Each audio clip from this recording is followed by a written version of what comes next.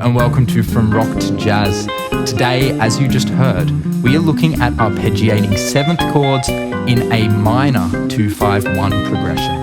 Now this is a follow-on from the previous video in this series where we looked at doing the same thing in a major key. Now today we are looking at the key of C minor, and we are going to use 5 strings and we're going to cover a whopping 15 frets in this run.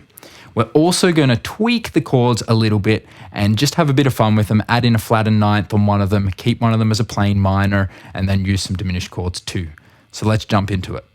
First up, we have a D half diminished 7 shape. Now our arpeggio is going to be based mostly out of this shape. We're going to start on the D, which is our 1, the F, which is our minor third, A flat, which is our flattened 5th, and then the C, which is our minor 7. Now we're going to do that exactly the same up the octave. And then in this case, I'm going to come straight back down. In a lot of the other videos that we've made in this series, we often put a ninth at the top of a run as a pivot note to come back down the scale. But in this case, we're going to come straight back down because I want an extra half a beat to set the finger up to get into position for the next chord shape, which is here, and I'm going to slide back up to the F, and then we're going to start our G7 chord, which is going to be our next chord in this. So we've got our G7 chord being based out of this shape, and then we're moving up to this part of the G7 as well, higher up in the neck.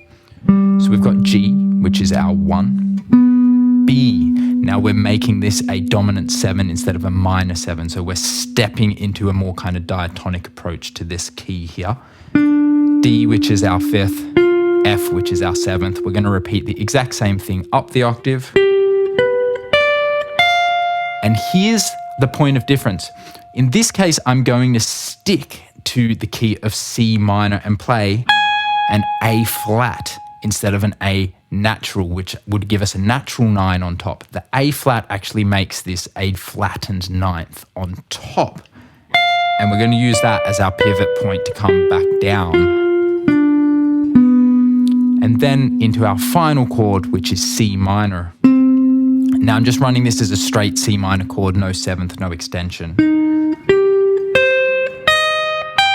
And I'm going to do just a small harmonic minor run, which is going to keep the flavor of the G dominant 7 that we had, but also keep that A flat in the mix, which was the flattened ninth in the G7 chord that we just had a look at.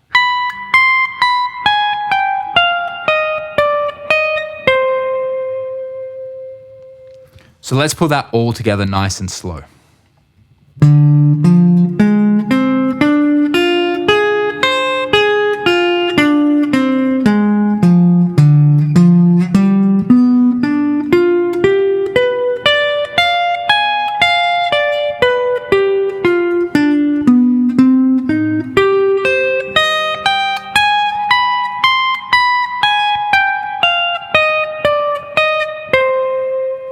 Like that. And that's where we'll leave it for today. As always, it's important to remember that we are practicing these scales and these exercises so we get familiar with them, but we don't necessarily want to use them exactly like this in a musical context. So find your favorite bits out of each of those arpeggios and create some more musical sounding lines with them. As always, if you have gotten some value out of this video, a like and a subscribe do go a long way in helping the channel.